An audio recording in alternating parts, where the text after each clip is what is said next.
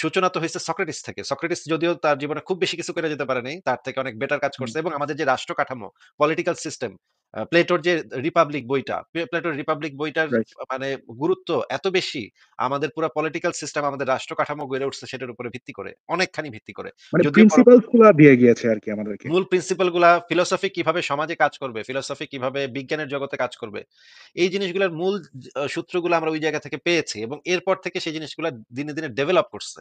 এখন এই ওই সোসাইটিটার কথা যদি আপনি চিন্তা করেন, ওই সোসাইটিটা ধীরে ধীরে মুক্ত হইছে, ধীরে ধীরে ধর্মীয় সংস্কার, সক্রেটিসকেও এই ধর্মান্ধদের হাতে মরতে হয়েছে, তাকে বিষ খায় মরতে হয়েছে।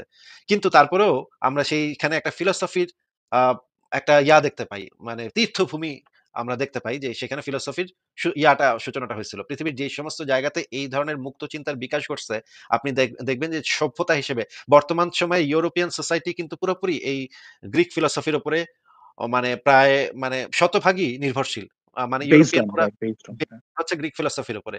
এবং আপনি যদি ইন্ডিয়ান ফিলোসফির কথা ধরেন, ইন্ডিয়ান ফিলোসফিও কিন্তু অনেকখানি বেসড অন গৌতম বুদ্ধের ফিলোসফির উপরে। আপনি যদি এখনো এই যে মানে ইদানিং কালেও যে মহাত্মা গান্ধী যে অহিংস আন্দোলন করছে, সেটাও কিন্তু গৌতম বুদ্ধের আ যে অহিংস নীতি সেটার উপর ভিত্তি করে। বা এখন পর্যন্ত আপনি দেখবেন যে ভারতীয় সংবিধানে যে সমস্ত ইয়াগুলা দেয়া আছে যে জাতপাত প্রথার বিরুদ্ধে, সেগুলোও গৌতম বুদ্ধের আ ফিলোসফির কিছু এদিক-সেদিক। এখন আপনি যদি এই রকমের একটা সোসাইটি চিন্তা করেন যে এই সোসাইটিটা হবে প্রগতিশীল এবং মানবিক, তাহলে তো আপনার সেইখানেই যাইতে হবে। মুক্ত চিন্তার বিকাশের সাথে তো এটা সরাসরি সম্পর্কিত। রাইট। কিন্তু ভাইয়া মানে যখন এইথিজম কে আমরা মানে সেন্ট্রালাইজ করি বা বিশ্বাসহীনতা বা ফেইথ বেসড আমরা যদি না থাকি, তাহলে তো এখানে অনেক এক্সাম্পল আছে। যেমন হিটলার, সে তো মানে একটা নিহিলিস্টিক ওয়ার্ল্ড ভিউ হোল্ড করতো। ঠিক না? সে তো না, না, লাখ, লাখ না, না, মানুষ হত্যা করছে। না, না, এগুলো ভুল কথা ভাই। এগুলো ভুল কথা ভাই। আমি জার্মানিতে থাকি। যা আমি মাইন ক্যাম্প পড়ছি এবং জার্মানির যে আ নাৎসি বাহিনীর যে নাৎসি বাহিনীর ইয়াটাই আমি দেখাই আপনাকে। নাৎসি বাহিনীর যে বেলটা ছিল, বেলটার উপরে কি লেখা থাকতো আপনি জানেন ভাই? না, I'm not really sure, but আমি একটা ভিডিওতে ভাইয়া দেখছিলাম। That's এগুলা not. এগুলা হ্যাঁ, এগুলা হ্যাঁ। ভুলভাল কথা বলে। এগুলো মিথ্যা কথা বলে। আমি একটু দেখাচ্ছি, দেখেন তো।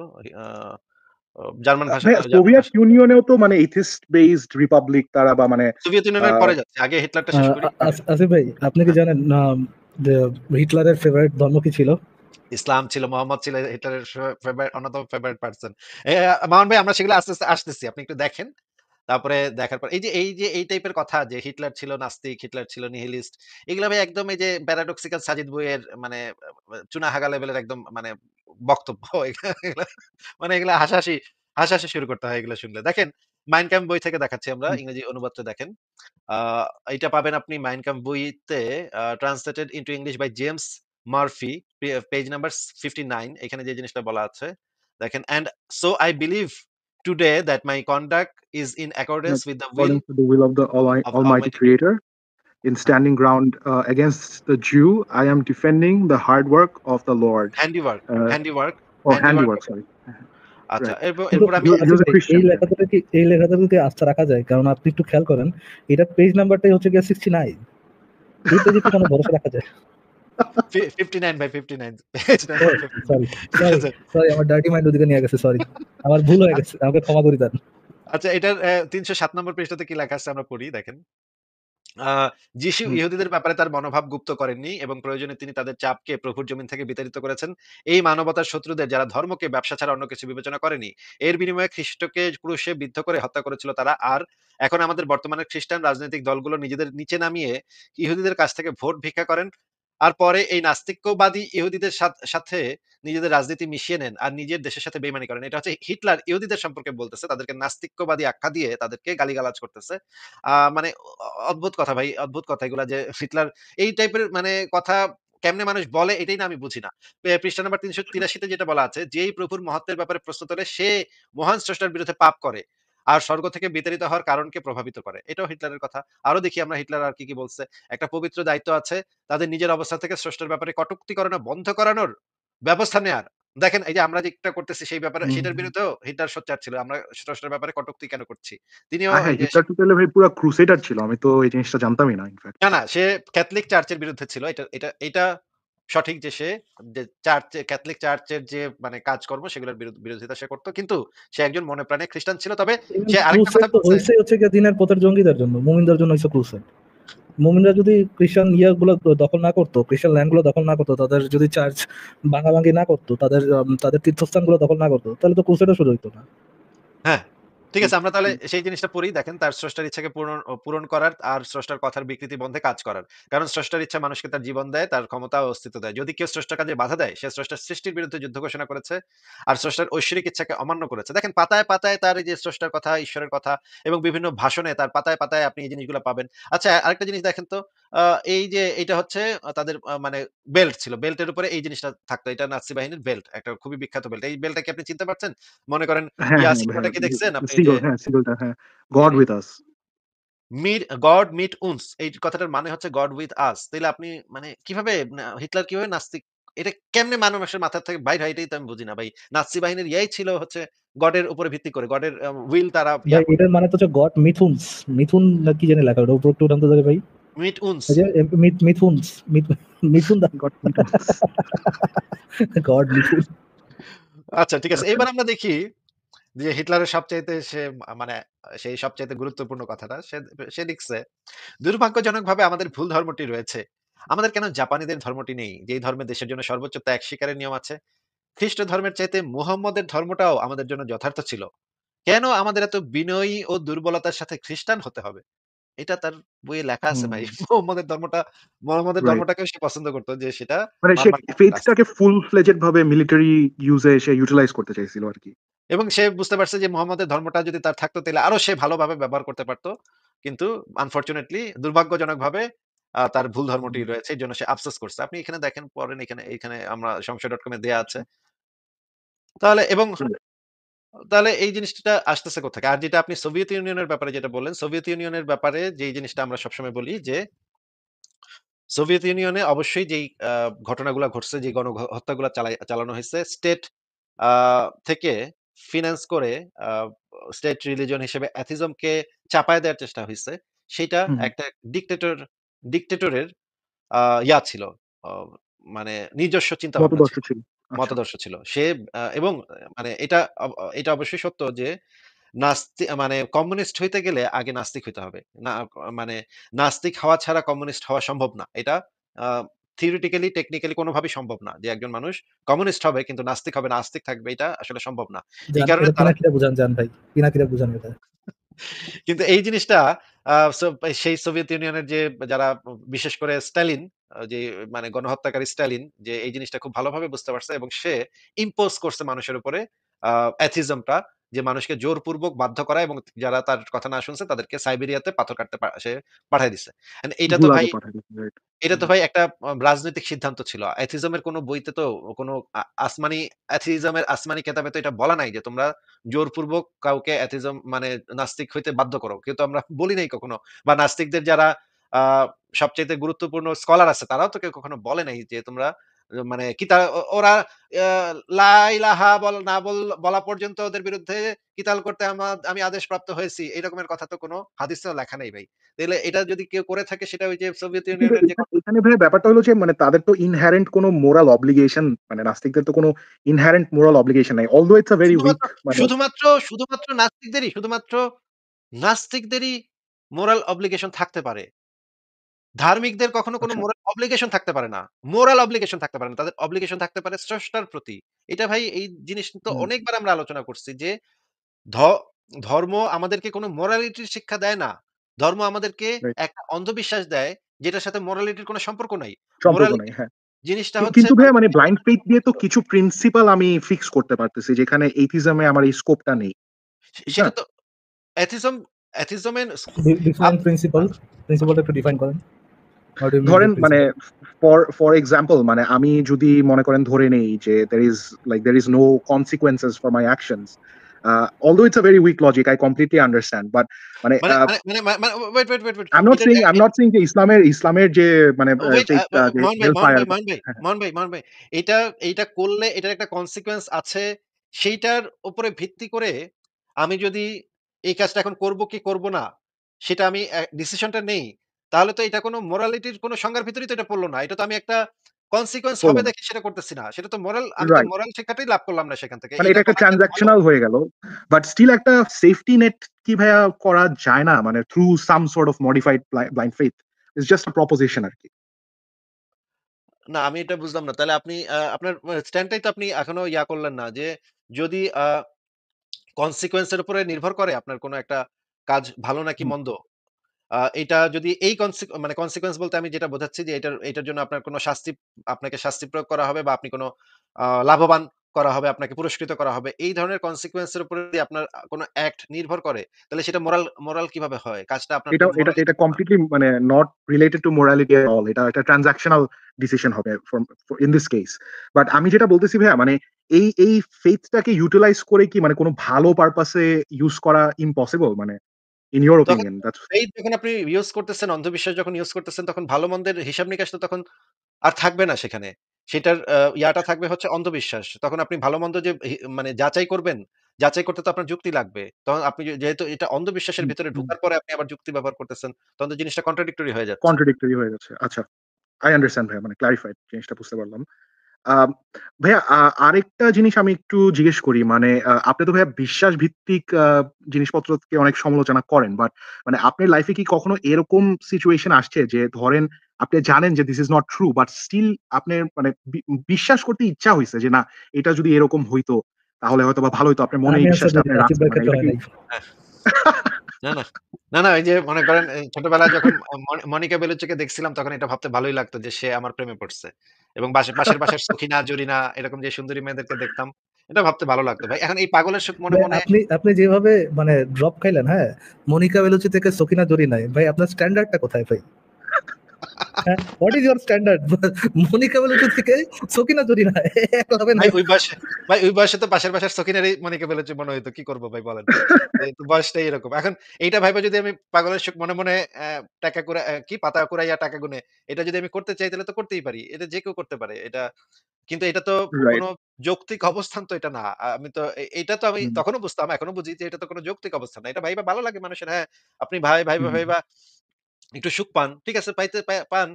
আমিও তো ছোটবেলায় ভাবতাম আমি মানে সুপারম্যান হয়ে গেছি। হ্যাঁ? এবং একটু করতাম আরকি। খেলার সময় এটা ভাবতাম। তো ভাবতে তো ভালোই লাগতো। কিন্তু তাই বলে তো আমি এটাকে সিরিয়াসলি কখনো নেইনি তো। সিরিয়াসলি তো নেয়া যাবে না এই জিনিসগুলাকে। এটাকে ওই যে আচ্ছা। খেলার ভিতরে মানে সীমাবদ্ধ রাখতে হবে বা ওইটুক মনে করেন হুম। মনিকা বেলুচ্চিকে আপনার ভালো লাগে এটা ভাইবা ওইটুক সুখটা নিবেন, নেয়ার পরে আপনি এটা ভুলে যাবেন। বেশি বাড়াবাড়ি হয়ে গেলে তো তখন পাগলামি হয়ে যাবে। ভাইয়া মানে ধর্ম তো নানান সময়ে নানান ধর্ম এসে আমাদের সোসাইটিতে কিছুটা হইলেও মানে লস এন্ড রেগুলেশনস ইন্ট্রোডিউস করছে। তো না হিস্টোরিক্যালি স্পিকিং মানে না, হ্যাঁ, হ্যাঁ ভাইয়া। ধর্ম কখনো এই জিনিসগুলা ধর্মগুলা কাজগুলা যেই কাজটা করা দরকার ছিল, সক্রেটিসের যে হুম, আ ছিল মানুষ হুম, পাপ কেন করে? এই বিষয়ে সক্রেটিসের একটা কথা আছে যে মানুষ পাপ করে হচ্ছে জ্ঞানের অভাবের কারণে। ওভাবে। মানুষের যে হুম, হুম, আ মানুষকে যদি এই জিনিসটা যদি আগে থেকেই যদি এই জিনিসটা বোঝানো যাইত যে কেন মানুষের আ এই জিনিসগুলো আরো বেশিভাবে জানা দরকার। এই জিনিসগুলা সম্পর্কে জ্ঞান অর্জন করা দরকার। জ্ঞান ভিত্তিক একটা সোসাইটি যদি গড়ে উঠতো, তাহলে সেই সমাজটা এর থেকে অনেক, অনেক বেটার হইতো। যেই বেটার সমাজটা এখন আমরা দেখতে পাচ্ছি আ ইউরোপের অনেকগুলা দেশে জ্ঞানভিত্তিক সমাজ। আমি এটা মনে করি না যে আ ধর্ম মানুষকে রুলস অ্যান্ড রেগুলেশনস এর মধ্যে আনছে। বরঞ্চ ধর্ম মানুষের ভিতরে এক ধরনের কর্তৃত্ব করছে, এক ধরনের ডিক্টেটরশিপ চালাইছে এবং ভয়ভীতি দেখায়, ভয়ভীতি, লোভ লালসা এগুলা দেখায় মানুষের ভেতরে যেই আ ভালো চর্চাগুলা ছিল সেই ভালো চর্চাগুলাকে নষ্ট করছে। আ এইটাকে আমি কোন অবস্থাতেই এই ল অ্যান্ড অর্ডার এগুলা আমি মনে করি না ভাই। এটা মানে নিয়ে দীর্ঘ সমাজের আলোচনা করতে পারি। সংস্কারের ক্ষেত্রে ধর্ম কোন ধরনেরই আ ভূমিকা রাখে নাই ভাইয়া আপনার মতামতে ঐতিহাসিকভাবে? ধর্ম কখনোই অন্ধবিশ্বাস কখনোই সমাজ সংস্কারের ক্ষেত্রে ভূমিকা রাখছে এই জিনিসটা আমি স্বীকার করব না। আমাকে আপনার দেখাইতে হবে কোন জায়গাটাতে এটা করছে। আমি যেটা মনে করি যে হুম, শুধুমাত্র আ ফিলোসফি বা জ্ঞান এই জ্ঞানই সমাজ সংস্কারে ব ব সবচাইতে বড়, বড় ভূমিকাগুলা রাখছে। যখন আমরা বুঝতে পারছি জিনিসটা সম্পর্কে জিনিসটার কারণ, কার্যকারণ এবং ঐতিহাসিকভাবে কেন এই ঘটনাটা ঘটা উচিত, এই ডিসিশনটাতে কেন আমাদের যাওয়া উচিত। এই রকমের ডিসিশন যখন আমরা নিয়েছি তখনই শুধুমাত্র সমাজের সংস্কার ঘটেছে। সমাজের সংস্কার কখনো অন্ধবিশ্বাসের মাধ্যমে ঘটা সম্ভব। যদি সেটা সংস্কার কিছু ঘটেও সেটাকে আমি পজিটিভ কোনো সংস্কার ধরতে পারি না। সেটা অন্ধবিশ্বাসের মাধ্যমে ঘটছে। মানে সমাজের রিয়াল কোনো ভ্যালু এড করতেছে না ইন ইউর ওপিনিয়ন। মানে যদিও এটা হয়তোবা একটা টেম্পোরারি গ্র্যাটিফিকেশন বাট আপনার মতামতে এটা কোনো রিয়াল ভ্যালু এড করতেছে না আমাদের সমাজে নাকি ভাইয়া? হ্যাঁ, ওইটা আবার আরেকটা অন্ধবিশ্বাস হিসেবে ওইটাকে আবার সরায় ফেলবে। ওইটা কোনো স্টেবল রাইট। আমরা যতক্ষণ পর্যন্ত একটা জিনিস ভালোভাবে যেমন ধরেন আমি যেটা পড়ালেখাই আপনি যদি করেন, একটা জিনিস And যদি আপনি ভালোভাবে and as a member of Afsos League, I'm anti সংস্কার। হ্যাঁ, আচ্ছা। ফারাজ ভাই মনে করেন আমি পরীক্ষা দিতে গেছি, হ্যাঁ? আমি একটা জিনিস পিথাগোরাসের উপপাদ্যটা আমি খুব ভালোভাবে বুঝছি। আমি জানি যে পিথাগোরাসের উপপাদ্য কিভাবে কাজ করে। আমি কিন্তু প্রশ্ন পিথাগোরাসের উপপাদ্যের উপরে যেই প্রশ্নই আসুক আমি লেখা করে দিতে পারবো। আর যদি আমি পরীক্ষা হলে গিয়ে পিথাগোরাসের উপপাদ্য পারি না, পাশের বেঞ্চি থেকে একজন লিখতেছে বা সে কিছু একটা ক্যালকুলেশন করছে, শেষ লাইনটা দেখে আমি লিখে দিলাম। আমি জানি না প্রসিডিউরটা কি ওইটা করার ওই মানে ম্যাথমেটিক্যাল প্রবলেমটা সলভ করার প্রসিডিউরটা কি আমি জানি না। কিন্তু আমি অ্যান্সারটা জানি। ওই অ্যান্সারটা পট করে দেখে মেরে দিলাম। আমার খাতার ভিতরে হুম, মেরে হুম, দিলাম। হুম। এইটাতে আমি হয়তো একটা সাময়িক পাস করে ফেলতে পারবো বা আমাকে হয়তো টিচার বলবে যে, "তোর তো উত্তর মিলছে, যা তোরে দিয়ে দিলাম।" মানে পাস করায় দিলাম। এই পাসটা বাট আমি লং করতে পারবো। টার্ম কিন্তু consequences is gonna be negative.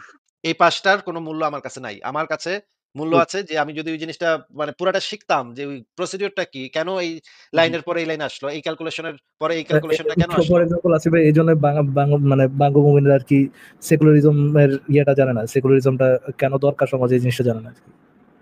হ্যাঁ, এমনকি যদি এরকমও হয় যে আমি পাশের এবং এই মানে জন্যই বঙ্গভূমিরা একই সাথে বাক স্বাধীনতা এবং ব্লাসফেমি আইন দুইটাই একসাথে চায়, দুইটাই ভাই সাইমালটেনিয়াসলি একই সাথে চাই ভাই আমরা। তারা খিলাফত চাবে ফারাজ ভাই কিন্তু জায়নিস্টরা জায়ন স্টেট চাইলে তখন সমস্যা।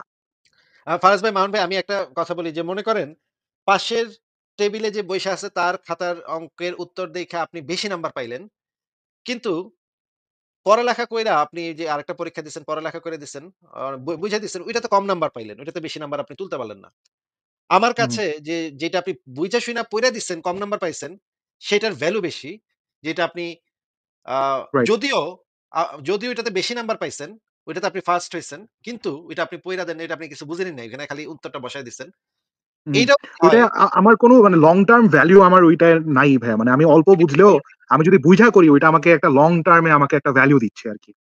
হ্যাঁ, আমি এটাই বোঝাতে চাচ্ছি যে এটার কোনো ভ্যালু নেই হুম, আসলে। এটা একটা ভ্যালুলেস। যদি এটাতে মনে করেন অনেক মানুষের অধিকার সংরক্ষিত হইল, তাতেও এটার কোনো ভ্যালু নেই। কারণ আমি তো বুঝিই নাই বিষয়টা এটা কি। রাইট। কিন্তু ভাইয়া সবাইরে কি হাতে ধইরা, ধইরা বুঝানোটা কি আদৌ সম্ভব? মানে এটা কি হয় সমাজে? না, সবাইকে ধরে, ধরে বোঝানোটা তো সম্ভব না। কিন্তু আমরা যেন এই জিনিসটা একটা জ্ঞান হচ্ছে যে মানব জ্ঞান বইলে একটা কথা আছে বা এটাকে মানে একটা কমিউনিটি হোল কমিউনিটিরও আলাদা একটা জ্ঞান আছে। হ্যাঁ? মানে মনে করেন আমার ইন্ডিভিজুয়াল একটা জ্ঞান আছে, আবার আমার কমিউনিটির একটা আ সামগ্রিক জ্ঞান আছে। আমার মনে হয় যে এটা আমি যেটা আলোচনাটা করছি সেটা আমার ইন্ডিভিজুয়াল জ্ঞানের আলোচনা করতেছি না। এটা হচ্ছে আমার মানে সমাজের যে জ্ঞান বা সমাজের যে চেতনা সেটার কথা আমি বলতে চাচ্ছি যে সমাজের চেতনাটা ঐদিকে সবসময় থাকতে হবে। বুইঝা শুইনা ওই মানে ডিসিশন এ যাইতে হবে। কালেক্টিভলি মানে জিনিসটা হ্যাঁ, কালেক্টিভলি বলতেছেন আরকি। আচ্ছা, আচ্ছা। হ্যাঁ। বুঝতে পারছি ভাইয়া। আচ্ছা। ভাইয়া আসলে it's like it's been a very nice conversation. আপনার সাথে প্রগ্রেসিভ কথা বলতে ভালোই লাগে আরকি। মানে সবাই তো আসলে রিলিজিয়ন মানে ধর্ম-টর্ম নিয়ে এই কাটাকাটি আছে নাকি না এগুলা নিয়ে পইড়া থাকে। But out of the box এসব কথাবার্তা বলতে আপনার সাথে ভালোই লাগে অ্যাকচুয়ালি আমার। আ আ আ ওই কথাগুলো বলা দরকার ভাই। ওই কথাগুলো বলা দরকার। বারবার আলোচনা করা দরকার। এই কাটাকাটি, মারামারি এগুলো আমাদের ইম্পোর্টেন্ট। কারণ হচ্ছে গিয়ে সব ধরনের কথাবার্তাই হোক আমাদের এবং এইজন্য আমি সবসময় বলি যে আপনারাও লাইভ শুরু করেন। আপনারাও আপনাদের মতো করে বলা শুরু করেন। কথাবার্তা বলেন, যুক্তিতর্ক করেন। এই সংস্কৃতিটা যদি আমরা তৈরি করতে পারতাম যে আ একজনের বিরুদ্ধে আরেকজন যুক্তি উপস্থাপন করতেছে তাহলে মনে হয় ভালো হইতো। ঠিক আছে মামুন ভাই, তাহলে কি আজকে আপনাকে বিদায় জানাবো? হ্যাঁ, ভাইয়া thank you so much for your time. আচ্ছা ভাইয়া একটা ছোট আরেকটা কোয়েশ্চেন করি। আ মানে মোহাম্মদ কি ভাইয়া গ্রুপিস অ্যাকসেপ্ট করতো? মানে গ্রুপিস মানে ওই যে ফ্যান মেয়েরা যদি নিজেকে দিয়ে দিত আউটসাইড হিজ ম্যারেজেস সে কি হ্যাঁ, এরকম ধরনের অফারস অ্যাকসেপ্ট করতো? মানে গ্রুপি হ্যাঁ, গার্লস? হ্যাঁ, এরকম অ্যাকসেপ্ট করতে হয়, এরকম মানে আছে। রকস্টাররা যেরকম ব্যাক স্টেজে গ্রুপিস নিয়া গ্রুপ সেক্স করে এরকম কিছু একটা তার মধ্যে ছিল নাকি ভাইয়া? ভালো নাম দিয়েছেন তো আমি এটা নোট করে রাখলাম। আমি এড করব সবসময় ল্যাপটপে। আচ্ছা তাহলে এটা ছিল আরকি। মানে এটা তার প্র্যাকটিস এর মধ্যে ছিল। হ্যাঁ। আবার অনেক ওয়াও! বিচ্ছিরি, বিচ্ছিরি এসে প্রপোজ করত। তখন মোহাম্মদ বলত, "না, না আমি করব না।" তখন সাহাবীকে আরে দিয়ে দিত আরকি। ওয়াও! ক্রেজি। আর ভাই আরেকটা জিনিস হলো মানে তার একটা ঘাড়ের মধ্যে মনে হয় একটা সিম্বল ছিল। আমি দেখছিলাম আ সিরাতুর রাসূলুল্লাহতে দেখলাম যে হ্যাঁ, বাহিরার ইয়াতেও তার ঘাড়ে একটা মনে হয় মার্ক ছিল। এক ধরনের একটা মার্ক ছিল ঘাড়ে। জন্মদাগ ছিল, কিছু একটা জন্মদাগ জন্মদাগ ছিল। ছিল রাইট। ওইটাকে সে বলত নবুয়তের সিল বলত আরকি। সিল অফ দ্য প্রফেট হ্যাঁ, ইন্টারেস্টিং। আর ভাইয়া ওয়ারাক্কা বিন নওফেল যে মানে একটা বিগ কন্ট্রিবিউশন রাখছে। আমি এটা একটা ইয়াতে পাইলাম। আপনার কাছে ভাইয়া ওই যে সিরাতুল রাসূলুল্লাহ আম ১ম প্রকাশনীরটা কি আছে? মানে অন হ্যান্ড এখন? হ্যাঁ, হ্যাঁ। হ্যাঁ, হ্যাঁ আছে। ভাইয়া ওইটা পেজ নাম্বার 89 টা একটু যদি বের করা যায়। ভাই ১ম প্রকাশনীর যে মানে সিরাতুর রাসূলুল্লাহ বইটা তো আমরা সংশয়.com থেকে আমরাই তো এটাকে করেছি আরকি যে বাজারে আচ্ছা। ছেড়েছি। ওকে। আচ্ছা, ওইটার পেজ 89 ভাইয়া একটা কবিতা আছে ওয়ারাক্কার, which is pre-marriage, মানে প্রি-ম্যারেজ টাইমের একটা কবিতা। তো ওইখানে খুবই ইন্টারেস্টিং যে ওয়ারাক্কা খাদিজার সাথে বিয়ে হওয়ার আগেই এই নবীর ব্যাপারটা, মানে নবুয়তের ব্যাপারটা সে নিয়ে ডিসকাস করতেছিল, বা কবিতায় সে নবুয়তের ব্যাপারটা সে তুলে ধরলো। তো সবাই যে ক্লেম করে যে না ওয়ারাক্কা কিছুই শিখায় নাই নবীকে, বাট বিয়ের আগেই যদি সে এরকম কবিতা লেখা থাকে, তাহলে তো অবভিয়াসলি একটা মানে ট্রেনিং এর একটা ব্যাপার ছিল, ঠিক না? আচ্ছা, তাহলে এই জিনিসটা আমার একটু দেখতে হবে। তাহলে এই জিনিসটা আহ পেজ নাম্বার হ্যাঁ, 89 ভাইয়া, প্রথম প্রকাশনী। দাঁড়ান, বের করেছি।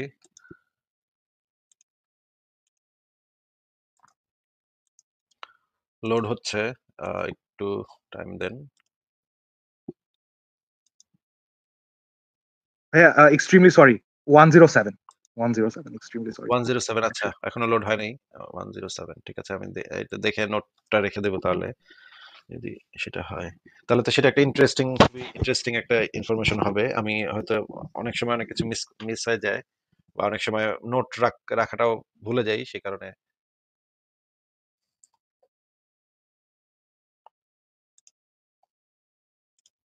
এটা দেখে মনে হলো যে আপনাকে একটা মানে ইনফর্ম করি আর কি বিষয়টা, যে এখানে একটা ব্যাপার আছে, একটু দেখেন আপনি। আচ্ছা, এটা তো লোড হচ্ছে না, ঠিক আছে, আমি আরেক জায়গা থেকে বের করতেছি, আরেক জায়গাতেও আছে এটা। আহ, হ্যাঁ, এটা লোড হয়ে গেছে। 107 নম্বর পেজ ভাইয়া।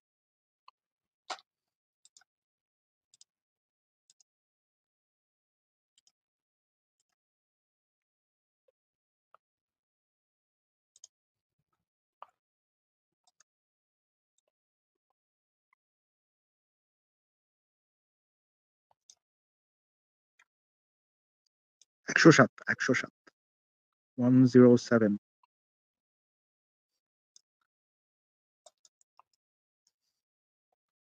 হ্যাঁ, এই যে এই কবিতার কথা বলছেন। ইয়েস, ইয়েস, এই কবিতাটা ভাইয়া। তো যদি দেখেন এটা কিন্তু তার মানে বিয়ের আগের ঘটনা, মানে বিয়ের আগে খাদিজার সাথে একটা কথোপকথন মনে হলো আমার কাছে আর কি। আচ্ছা, ঠিক আছে, এই জিনিসটা আমি নোট করে রাখলাম। আমি এই জিনিসটা পরে একটু করে দেখবো। ঠিক আছে, আমি শিওর। থ্যাংক ইউ মোহন ভাই। আমি এই জিনিসটা পরে চেক করে দেখবো, এবং পরে আমি আমার সংশয়.com এই জিনিসটা ঢুকায় ফেলবো তাহলে। ঠিক আছে ভাইয়া, thank you so much for your time. ঠিক আছে, ভালো থাকেন তাহলে, টেক কেয়ার। আচ্ছা মোহন ভাই, ভালো থাকবেন আপনিও। Bye bye bye. তাহলে। ফারাজ ভাই বলেন, কি অবস্থা বলেন আপনার? কাউকে অ্যাড করেন ভাই, নিজেদের মধ্যে আলোচনা বোরিং লাগে খুব। হুম, ঠিক আছে তাহলে। আহ